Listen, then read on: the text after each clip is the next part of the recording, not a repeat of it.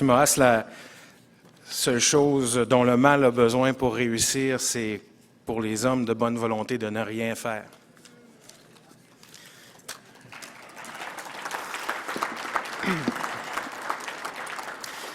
Il est tout récemment le nouveau chef du Parti conservateur du Québec. Vous l'avez connu dans les médias avant. Il est également administrateur et surtout fondateur de l'Institut économique de Montréal, M. Adrien Pouliot.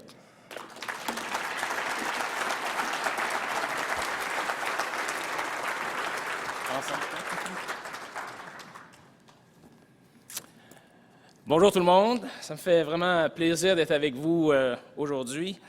Je voudrais d'abord remercier Joanne, Yann, Éric, Dr. Roy, puis Joanie et Christian aussi qui ont aidé à l'organisation de cette journée. Puis aussi Yann pour ses bons mots, ses mots très encourageants qu'il a dit au début ce matin.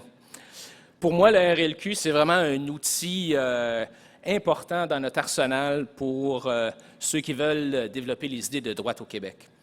C'est des idées qui ont fait leurs preuves et elles marchent. Puis ce qui ne marche pas, c'est le progressisme, ce qui est différent du progrès, et la planification centrale qui ont toujours été des échecs au cours de l'histoire humaine. Mais évidemment, on a un gros travail d'éducation à faire et on a des ennemis qui sont très motivés et très bien financés, qui veulent maintenir le statu quo. Et donc, dans ce sens, l'événement d'aujourd'hui, pour moi, c'est vraiment le fun parce que ça a l'avantage de réunir tous ceux qui ont un peu les mêmes idées que nous et qui, peut-être, se sentent un petit peu seuls ou des fois peut-être un petit peu découragés par cette mer de gauchistes qui nous entoure.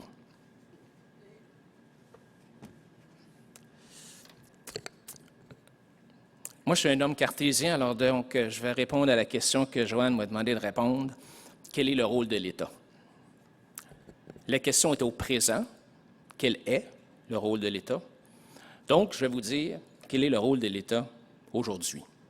Mais, pour raccourcir ma réponse, je vais plutôt vous dire, je vais plutôt répondre à la question, est-ce qu'il y a un rôle que l'État ne joue pas aujourd'hui? Est-ce qu'il y a une sphère d'activité humaine dans laquelle l'État québécois n'est pas impliqué? La réponse? Non. Alors, merci. C'est mon speech.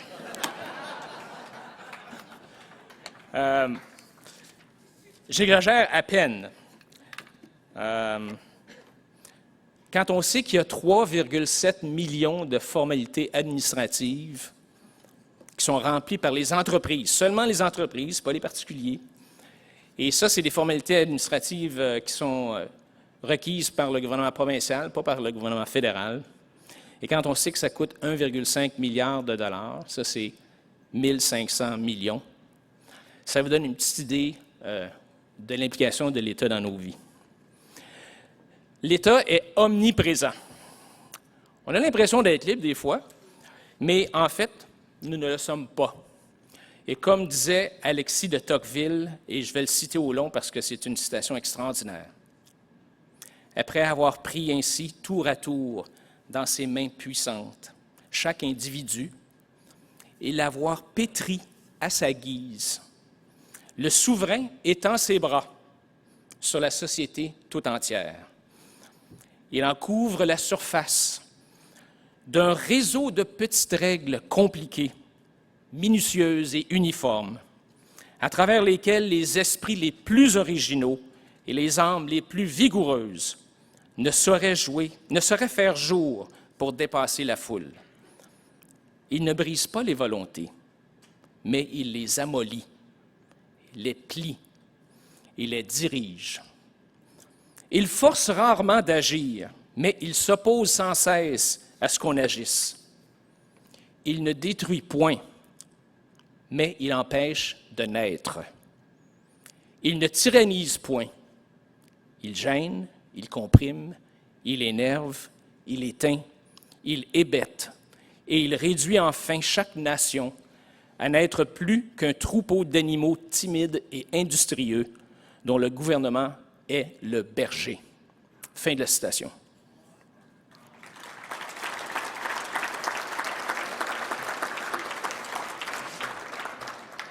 La question à laquelle Joanne voulait que je réponde, c'est pas quel est le rôle de l'État, c'est quel devrait être le rôle de l'État.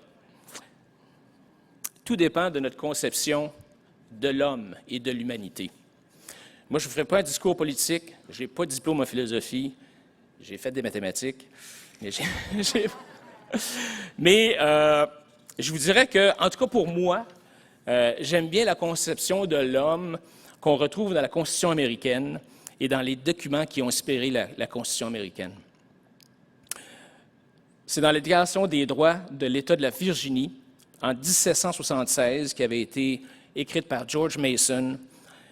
C'est cette Constitution-là qui a été la première à dire que « all power is vested in and consequently derived from the people ». Et aussi, cette Constitution-là disait a majority of the community has an indubitable, unalienable, and indefeasible right to reform, alter, or abolish the government.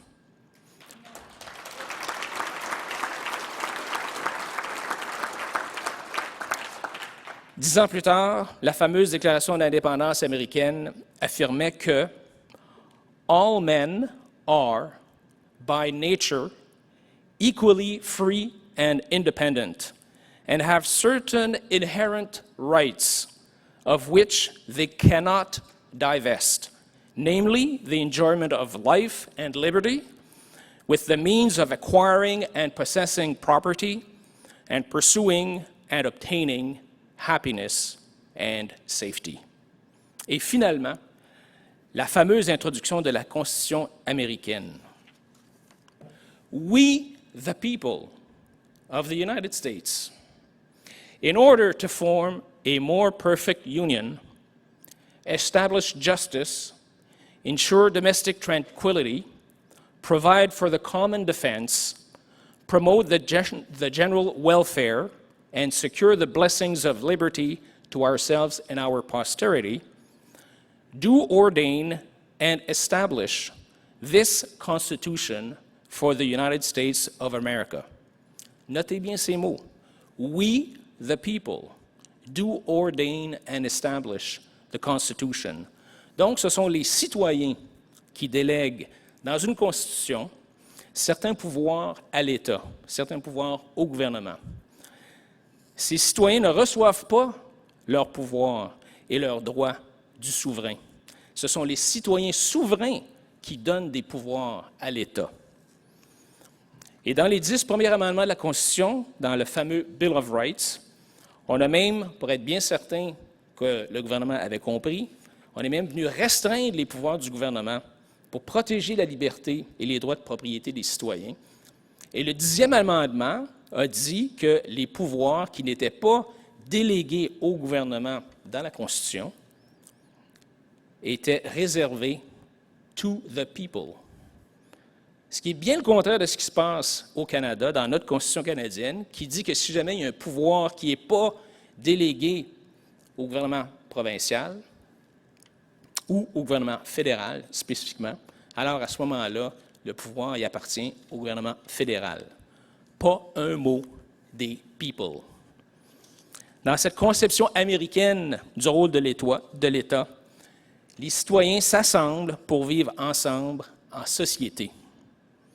Et, pour éviter la tyrannie de la majorité, ils délèguent certains pouvoirs in order to form a more perfect union, establish justice, ensure domestic tranquility, provide for the common defense, promote the general welfare, and secure the blessings of liberty to ourselves and our posterity. C'est ce genre d'approche-là qu'on n'a pas au Canada et surtout pas au Québec. Ici, l'État a tous les pouvoirs et nous accorde des privilèges, comme le faisait le roi d'Angleterre à ses sujets. Le gouvernement du Québec accorde 9 millions de privilèges par année. Les privilèges, nos fonctionnaires appellent ça des permis. On émet 9 millions de permis par année au Québec. Conduire, c'est un privilège. Chasser un canard, c'est un privilège. Tourner à droite sur un bout de terrain qui s'appelle une île, c'est un privilège. Exploiter un dépanneur, ça prend 16 privilèges du souverain pour pouvoir le faire. Alors, vous comprendrez donc que ça me fatigue pas mal, cette approche du gouvernement qui est supérieure à ses citoyens, et surtout que le gouvernement, il est composé de citoyens comme vous et moi, aussi faillibles que vous et moi. Alors, quel devrait être le rôle de l'État? Alors, vous avez compris que ma conception américaine libérale du milieu du 19e siècle m'a inspiré dans l'énoncé des valeurs que j'ai rédigé et qui a été inclus par les membres du Parti conservateur du Québec dans la Constitution qu'on a approuvée la semaine dernière dans cet hôtel. Et cet énoncé de valeurs, Joanne, ça répond à la question « Quel est le rôle de l'État? » Pour moi et pour le Parti conservateur du Québec, la valeur politique fondamentale devrait être la protection des droits et libertés. Jean-Jacques Rousseau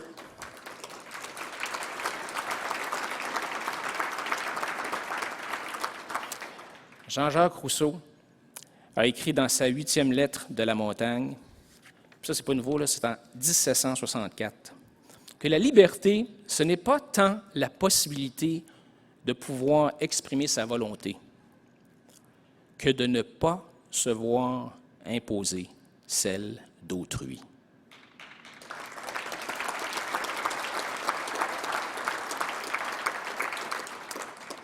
Autrui, là, vous savez, c'est qui ça?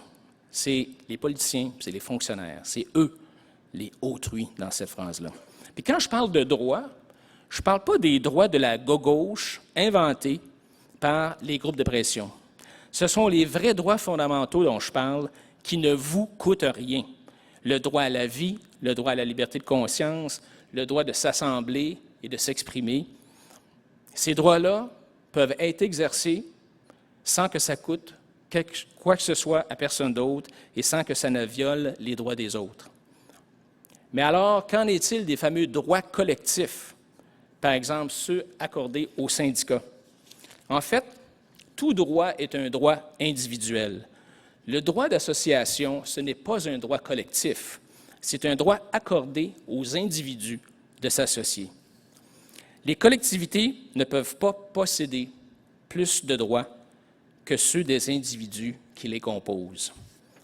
Il faut reconnaître que pour appliquer un droit, entre guillemets, collectif, il faut nécessairement nier un droit individuel. Les droits collectifs ne sont pas des droits naturels, mais ils sont plutôt des droits octroyés par nos gouvernements. Puis cette distinction-là est très importante dans un monde où les groupes d'intérêt se réclament de toutes sortes de droits collectifs et sociaux, on pourrait les appeler des privilèges, qui, s'ils sont octroyés par l'État, engendrent en contrepartie des obligations individuelles sur les citoyens. Par exemple, donner le droit à quelqu'un d'avoir un logement social impose sur quelqu'un d'autre l'obligation de lui fournir ou lui payer un logement social. Quand le gouvernement agit, il devrait toujours se demander si son action augmente ou restreint la liberté des individus. Le gouvernement ne doit jamais sacrifier le bien-être des individus pour le bien-être de la collectivité. L'État, par son pouvoir coercitif, n'empêche pas les individus de poser des gestes avec lesquels il n'est pas d'accord. Quand j'ai lu ça à ma femme, elle m'a dit « Qu'est-ce que tu veux dire? » Mais j'ai dit, par exemple, quand le maire de New York trouve que ses citoyens sont trop gros et qu'il les empêche, par une loi, d'acheter des bouteilles de Coke de plus que 2 litres, pour moi, c'est un exemple de ce que l'État n'a pas à faire. Si lui ne veut pas s'acheter des bouteilles de 2 litres de Coke, qu'il le fasse, mais qu'il n'impose pas sa volonté et ses préférences sur 12 millions de New-Yorkais.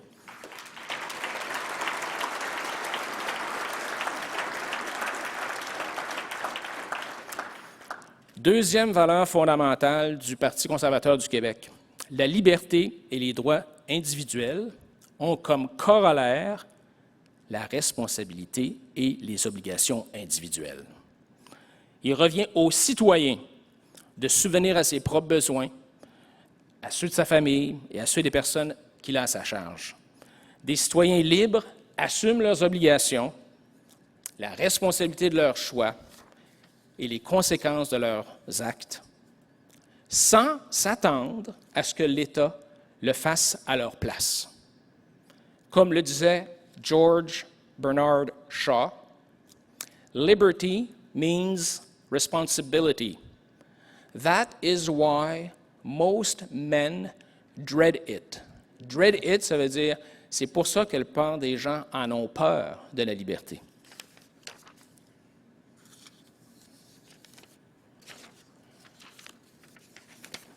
Troisième valeur fondamentale, et c'est ici que je réponds directement à la question de Joanne. La mission principale de l'État pour le Parti conservateur du Québec, c'est de protéger les droits et libertés individuelles, administrer la justice civile, criminelle et pénale, investir dans les infrastructures publiques, intervenir en cas de catastrophe naturelle et surtout de créer les conditions propices pour que les citoyens du Québec puissent s'épanouir et exercer leurs talents.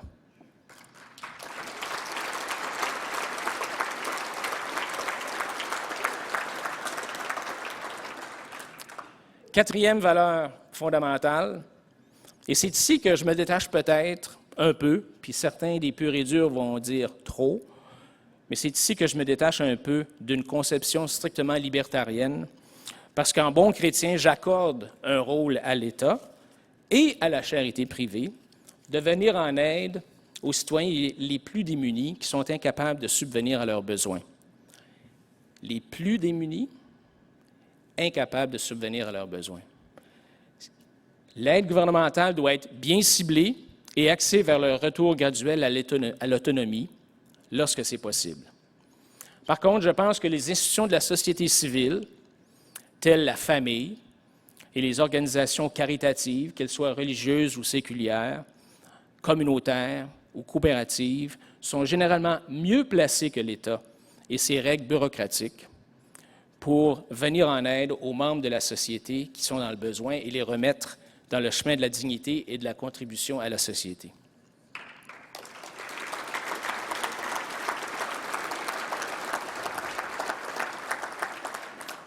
Cinquième valeur, la réglementation par l'État peut être nécessaire pour établir les règles du jeu. Mais l'État ne doit pas gérer les marchés dans leurs moindres détails, ni entraver un marché libre et florissant. L'État évite de dispenser des privilèges et d'encourager la dépendance des individus et des entreprises. Valeur suivante. Puisque je ne propose pas de démanteler l'État, puisque je lui accorde un rôle essentiel tout en voulant limiter son rôle à l'essentiel, il faut que l'État soit bien financé pour remplir ce rôle limité. Donc, c'est correct que l'État lève des impôts pour remplir ce rôle, mais il doit gérer les impôts des Québécois comme un fiduciaire des biens publics. Il doit s'assurer que les finances publiques soient administrées de façon saine, que ses budgets soient équilibrés et que la dette du secteur public soit d'un niveau raisonnable par rapport à la capacité de payer de ses citoyens. Et il doit respecter l'équité intergénérationnelle. Valeur suivante, les élus représentent d'abord leurs électeurs. Et quand on regarde la commission Charbonneau, on n'est pas certain de ça. Ils doivent servir leurs électeurs de façon honnête, de façon éthique et dans l'intérêt de tous. Et ça, je l'ai dit, cette phrase-là, puis je la relis, puis je me dis dans quelle patente que je m'embarque, mais je vais vous le dire pareil. Les obligations envers leurs électeurs priment celles envers leur parti politique. Priment celles envers leur parti politique.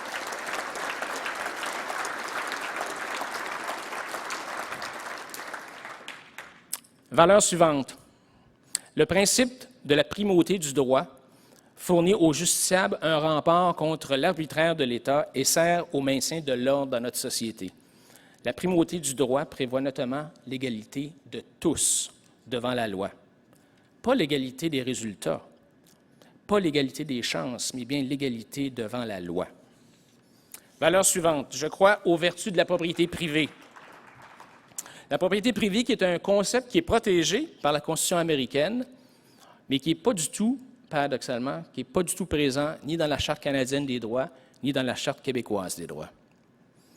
Valeur suivante, la prospérité économique est un objectif à poursuivre et elle se réalise le mieux par l'économie de marché, c'est-à-dire des échanges librement consentis entre les individus. L'État n'a pas à se substituer. L'État n'a pas à se substituer à l'entreprise privée et ne devrait pas nous dire où travailler, comment épargner, quoi construire et comment produire. Il doit plutôt assurer un environnement qui favorise la concurrence, qui est une source d'innovation, qui est toujours bénéfique aux consommateurs. Si on pense que le rôle de l'État doit être limité, c'est parce qu'on pense que le rôle de l'individu doit être important. Et pour penser que la société va bien fonctionner quand l'individu a un rôle important, c'est parce qu'on a foncièrement confiance dans les individus. Valeur suivante, donc, le Parti conservateur du Québec a confiance que les Québécois ont le génie et le potentiel pour faire rayonner leurs talents au Québec, au Canada et à travers la planète, surtout si l'État se tasse pour leur laisser la place pour le faire.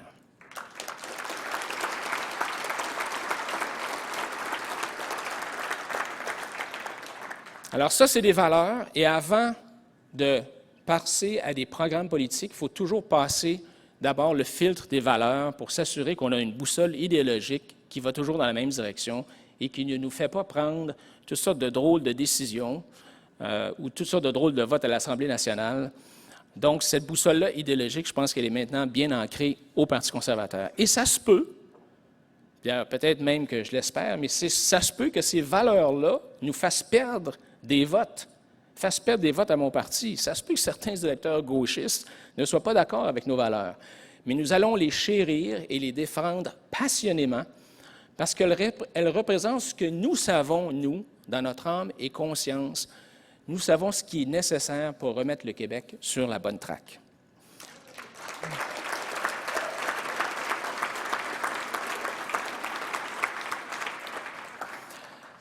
Qu'est-ce que ça peut bien donner, un État qui applique ces valeurs-là? De quoi ça a l'air, un Québec dirigé par un parti de droite, par un parti conservateur? Ça, c'est un peu un paradoxe.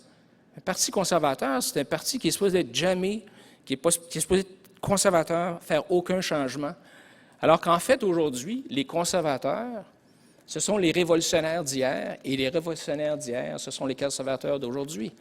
Les révolutionnaires d'hier ne veulent plus rien changer, sont jamais dans le statu quo, alors que les conservateurs d'aujourd'hui sont ceux qui veulent changer la société québécoise pour le mieux. Alors, quel pourrait être le résultat d'un gouvernement de droite au Québec? Je vais faire un exercice de visualisation collectif avec vous. On est le 19 janvier 2023. J'ai les pieds dans le sable, en face de la mer. Pina colada, bien glacé. Ici, mon épouse Hélène. Là, mes deux enfants se baignent dans la mer avec leurs petits-enfants. Après 4 ans à l'opposition, je viens de terminer mon premier mandat comme chef d'un gouvernement du Parti conservateur du Québec. Le PCQ vient d'être réélu avec une majorité et je ferme les yeux pour réfléchir au chemin parcouru depuis 10 ans. Je regarde tout ce qu'on a accompli dans le domaine de la santé. Le Québec est en voie de devenir une destination de tourisme médical de premier choix pour les Américains qui viennent au Québec pour y dépenser 2 milliards de dollars par année pour se faire soigner. Obamacare a créé des files d'attente interminables aux États-Unis.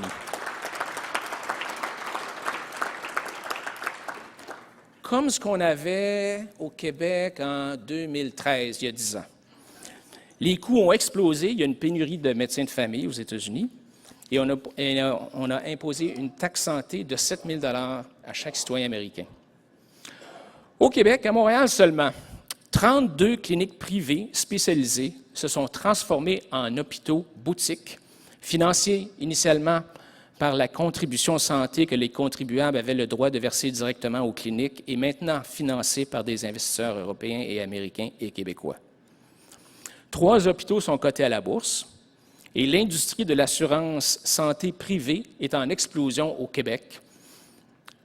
Une coopérative d'ailleurs qui s'appelle Santé Québec est devenue le plus grand assureur privé, une coopérative fondée par des anciens dirigeants de Desjardins. Sous les nouvelles règles d'immigration et de reconnaissance de diplômes, on a accepté 3 000 nouveaux médecins provenant d'Europe continentale et de pays qui vivent selon nos valeurs occidentales, qui ont fui des enfers fiscaux de taxation de 75 % pour venir dans notre province, dorénavant devenu un quasi-paradis fiscal avec un taux d'imposition unique à 10 %.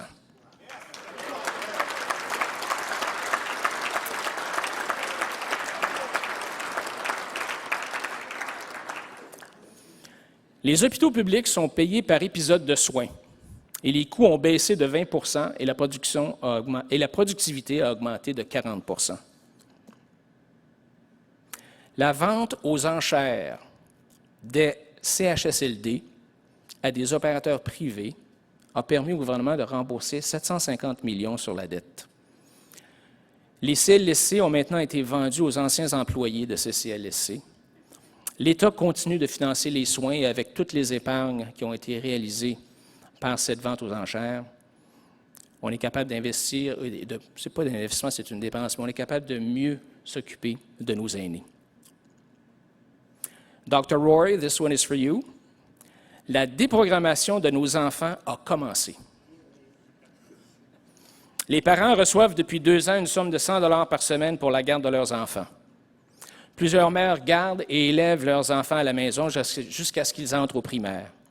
D'autres mères magasinent leur garderie qui offre dorénavant une panoplie de services en se concurrençant les unes aux autres pour s'arracher la clientèle de toutes ces mamans.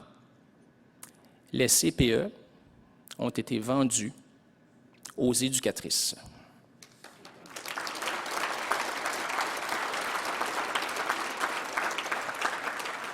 Le système scolaire a subi une vague d'innovation sans précédent depuis que les bons d'éducation ont été mis en place il y a 2 ans.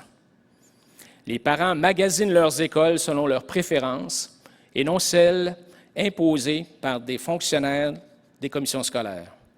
Toutes les écoles ont comme exigence minimum de produire des élèves parfaitement bilingues quand ils ont atteint leur secondaire 6.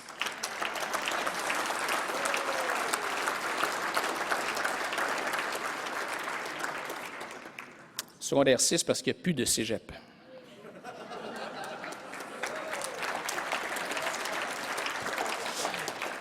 Les écoles francophones et les écoles anglophones rivalisent entre elles pour attirer leurs clients. On a donné la chance aux commissions scolaires de se regrouper pour offrir des services de transport scolaire et de gestion d'immeubles aux écoles, qui sont maintenant dirigés par des conseils d'administration indépendants. Mais les syndicats ont refusé et elles ont toutes fermé. Les écoles se sont quand même regroupées par région et ont formé leur propre coopérative pour former leur propre groupe d'achat. Les méthodes d'enseignement ne sont plus dictées par les pédagogues marxistes du ministère de l'Éducation.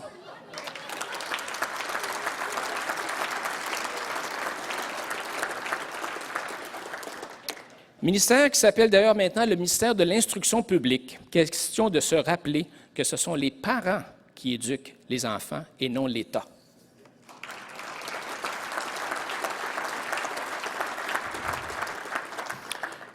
Nos universités, elles ont vu leur clientèle baisser en nombre depuis que leurs droits de scolarité ont été déréglementés.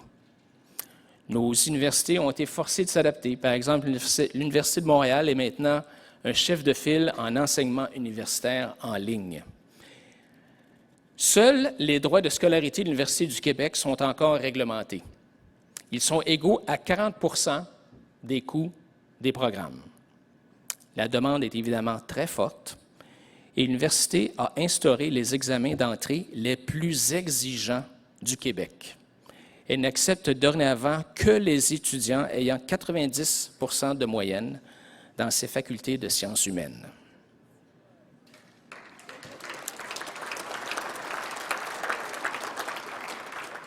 Et ça prend des mathématiques. Les entreprises, nos entreprises québécoises se sont adaptées de façon remarquable aux changements que j'ai mis en place. Les entreprises qui recevaient des subventions et dont on a coupé le cordon ombilical à l'État ont soit disparu ou ont réorienté leur mission ou se sont améliorées au point de devenir les meilleures au monde dans leur domaine.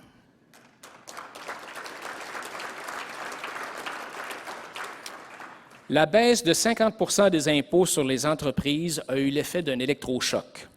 Des investisseurs de partout au Canada et beaucoup de Québécois qui investissaient à l'étranger ont rapatrié leur capital au Québec et ont investi dans les entreprises québécoises, attirées par cette baisse substantielle des impôts et par la baisse des taxes sur la masse salariale. Nos entreprises ont investi massivement dans la technologie pour améliorer leur productivité, pour baisser les prix de leurs produits à la grande joie des consommateurs et pour rehausser la rémunération de leurs employés. Certaines de nos sociétés d'État commencent enfin à mieux performer. La Régie d'énergie réglemente la tarification d'Hydro-Québec basée sur sa performance opérationnelle. L'entreprise a fait face à un effondrement du prix de l'électricité qu'elle exporte aux États-Unis à cause du gaz de schiste et du pétrole de schiste. Elle s'est complètement restructurée, a mis en place un plan d'augmentation de la productivité, a élargi ses marchés, a vendu certaines de ses centrales et est en voie de devenir la société de production d'électricité la plus efficace en Amérique du Nord. Par contre, la SAQ n'a pas réussi à résister à l'assaut de la concurrence.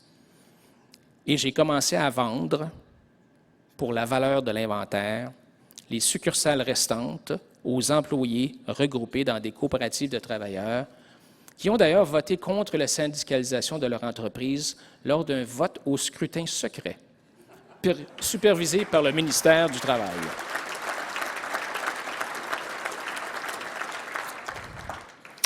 Le gouvernement précédent nous avait légué une dette du secteur public qui frisait les 350 milliards. J'ai enfin commencé à rembourser. On a remboursé 2 milliards l'an dernier. C'est un petit pas, mais ça commence. Montréal. Montréal. Montréal a finalement vendu pour 1 milliard de dollars son parc de logements sociaux à plusieurs consortiums, dont Cominard.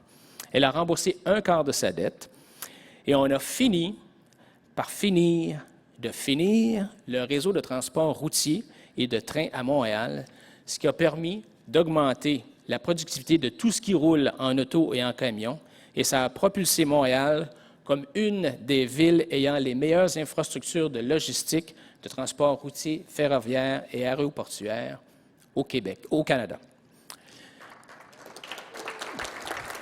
La Société de transport de Québec, notre chère Société de transport de Québec, sous l'impulsion du maire Labaume, qui est au pouvoir depuis plus de 15 ans, a donné en gestion déléguée tous ces circuits d'autobus à des entrepreneurs privés, suite à des appels d'offres. Keolis et Veolia, deux entreprises françaises, ont remporté quelques contrats, c'est vrai, mais les chauffeurs syndiqués se sont incorporés, se sont désyndiqués en cliquant simplement sur une page sécurisée du site Web du ministère du Travail. Et ils ont remporté la majorité des soumissions. Les coûts ont baissé de 40 %, la fréquence des autobus a augmenté de 20 % et le nombre de passagers a augmenté de 15 % à un tel point qu'elle a maintenant soumissionné pour gérer le système de transport collectif à Boston. J'espère maintenant que le maire Coder va finir par faire la même chose à Montréal. J'ai reçu une des plus belles lettres récemment d'un électeur. Le monsieur me remercie d'avoir revisé le système d'aide sociale, ce qui lui a donné enfin l'incitatif dont il avait besoin pour se prendre en charge, regagner sa dignité et redevenir un membre contributif à part entière de la société québécoise.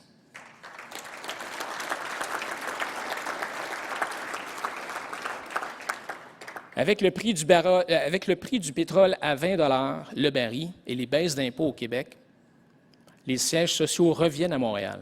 Des gens de partout affluent pour voir le miracle du tigre bleu, comme le qualifiait la prestigieuse revue The Economist. L'immigration en provenance de l'Europe est en hausse.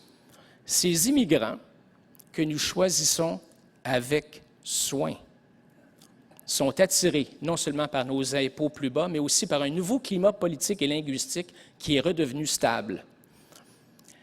Ça aurait été l'un de mes plus importants défis. Faire comprendre à nos citoyens francophones que les droits et libertés individuelles sont là pour protéger toutes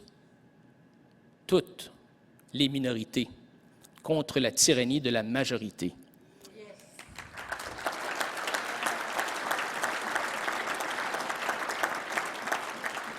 Que ces minorités soient les femmes, les homosexuels, les Noirs, les immigrants, les handicapés, les Juifs ou les anglophones. De toute façon, nous sommes tellement occupés maintenant à construire, à bâtir, à développer, à innover, à créer, que les gens n'ont plus le temps pour les mesquineries linguistiques du passé. Le solde migratoire est devenu positif. Les Canadiens anglais viennent ici parce que nous sommes redevenus la plaque tournante entre le Canada et les États-Unis, et l'Europe, pardon. Ils veulent des jobs et ils veulent goûter à notre culture francophone. On a reçu une délégation de la Corée du Nord, qui a maintenant un gouvernement démocratique, pour leur montrer comment sortir un pays du socialisme.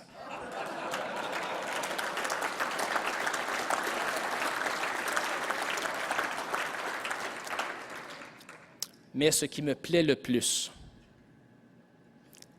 c'est cette confiance et cette fierté contagieuse qui anime dorénavant tous les Québécois. J'ai toujours dit que les Québécois étaient des gens débrouillards, créatifs, innovateurs. Il ne s'agissait rien que le gouvernement mette en place les conditions pour qu'on puisse exploiter nos talents au maximum. Par exemple, Drummondville est devenu un pôle d'excellence mondial en technologie de matériaux composites. Saint-Hyacinthe est la Mecca nord-américaine de l'agriculture OGM. Des avions viennent de partout au monde pour faire leur entretien à Trois-Rivières. Le nombre d'entrepreneurs en Beauce a augmenté de 35 % depuis qu'on a éliminé l'impôt sur la création de richesses. Le vide créé par le retrait de l'État a été rempli par les individus. Notre province fait des jaloux au Canada anglais. On les a battus à leur propre jeu. Moody's a accordé au Québec une cote de crédit 3A égale à celle du Canada.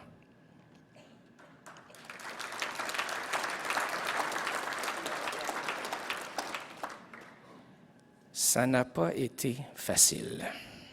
Le changement fait toujours peur. Les Québécois veulent du changement, mais ne veulent pas de changement. Le changement dérange. Mais nos petites victoires nous ont donné un air d'aller. Par exemple, l'abolition du registre des armes à feu québécois, dont l'implantation a coûté 400 millions de dollars. La vente à l'Association des industries touristiques du Québec, du département du ministère du Tourisme qui s'occupait de mousser le Québec comme destination touristique. La loi que nous avons passée en 2019, suite à la manifestation des 100 000 carrés verts qui ont raté une année complète de cours lors de la grève des étudiants de 2018.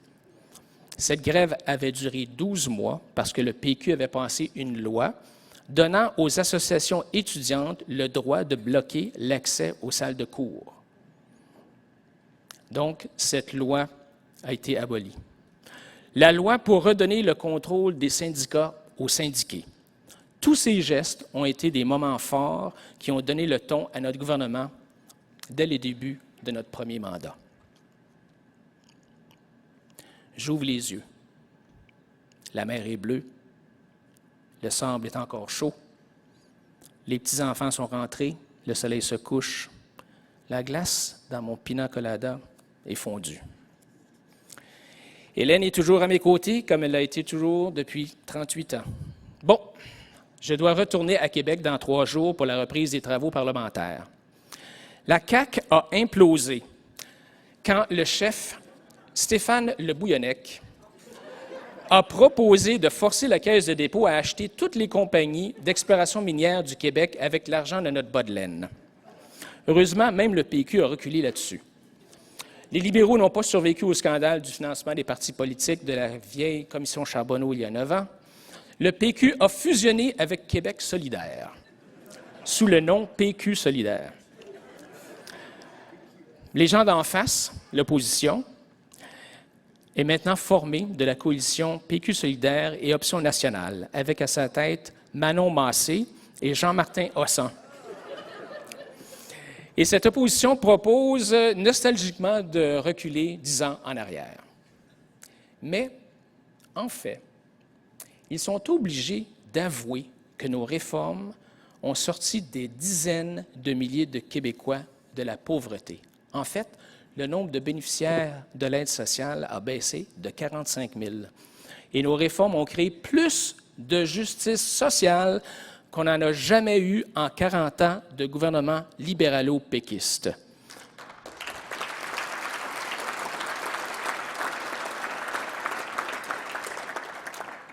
The rising tide lifts all ships, selon John Kennedy.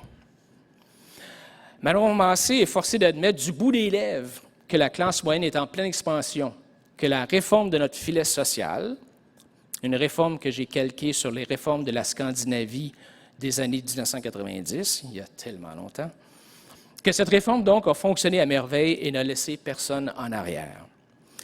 Elle est consternée de constater que les Québécois ont goûté à leur nouvelle liberté, qu'ils sont plus prospères que jamais et plus fiers que jamais, et qu'ils apprécient cette nouvelle liberté et qu'ils ne veulent plus jamais retourner en arrière.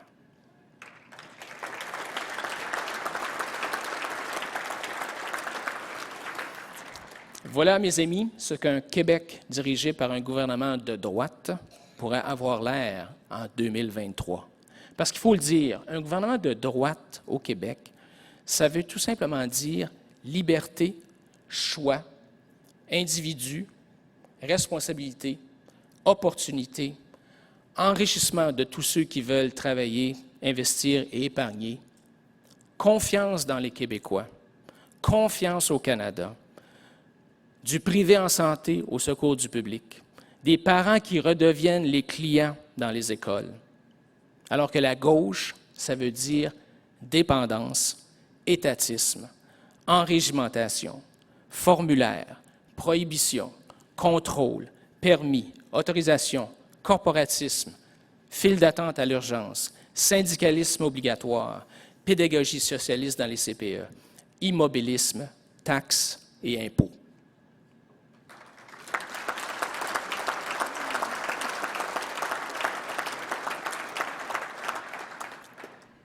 Oui, c'est un rêve, mais ce n'est pas un rêve si fou que ça. Si vous voulez que ce rêve se réalise, vous pouvez tous aider. En fait, vous devez aider. Alexandre Métarician disait à une réunion récente du RLQ que notre stratégie de la droite, ça devait être la stratégie qu'on adopte quand on veut gagner la guerre, c'est-à-dire la stratégie Occupy. Choisissez le véhicule que vous voulez, Choisissez celui que vous préférez pour faire avancer la cause avec un C majuscule, mais il faut être présent. Vous pouvez appuyer l'Institut économique de Montréal en amenant des amis à leurs activités ou en faisant un don. Ou si vous êtes doué pour les médias, vous pouvez devenir un porte-parole de l'Institut économique de Montréal. Vous pouvez diffuser les idées publiées dans le webzine Le Québécois libre sur les réseaux sociaux. Vous pouvez appuyer le RLQ en continuant à participer aux activités du réseau, en organisant des activités pour les réseaux locaux ou en aidant le RLQ dans ses différentes actions médiatiques. Ou encore, vous pouvez acheter des livres de la maison d'édition Accent Grave qui ne reçoit aucune subvention, ou encore, vous pouvez diffuser ou contribuer au journal étudiant électronique de la droite au Québec qui s'appelle Le Prince Arthur Herald, ou vous pouvez aider la Fondation 1625 à attaquer la formule RAND imposée aux associations étudiantes, ou vous pouvez organiser des conférences dans vos cégeps ou dans les universités, ou vous pouvez inonder les blogs et les sites web des émissions de radio et de télé en direct, notamment celles de Radio-Canada, ou vous pouvez prendre le téléphone et intervenir dans les émissions en direct à la radio. Les syndicats le font, pourquoi est-ce qu'on ne le ferait pas? Et si vous venez militer dans un parti politique, faites-le. Infiltrez-vous comme délégué dans un comté dans la course à la chefferie du Parti libéral ou dans la course à venir à la CAQ. Allez à la CAQ pour les tasser à droite ou venez au Parti conservateur du Québec. Puis je sais que mes amis du Parti conservateur du Québec vont dire « On aurait voulu que tu parles plus du Parti conservateur du Québec ». Mais vous allez venir de toute façon parce qu'on est le seul parti de droite au Québec. Je ne dirais pas le seul, mais après une couple de fusions, éventuellement, on va devenir le seul parti de droite au Québec. Mais surtout, Occupy. Occupy à votre façon. C'est comme ça que je vais pouvoir réaliser ma vision, mon rêve. C'est comme ça qu'ensemble, nous vaincrons et nous réaliserons notre rêve. Merci.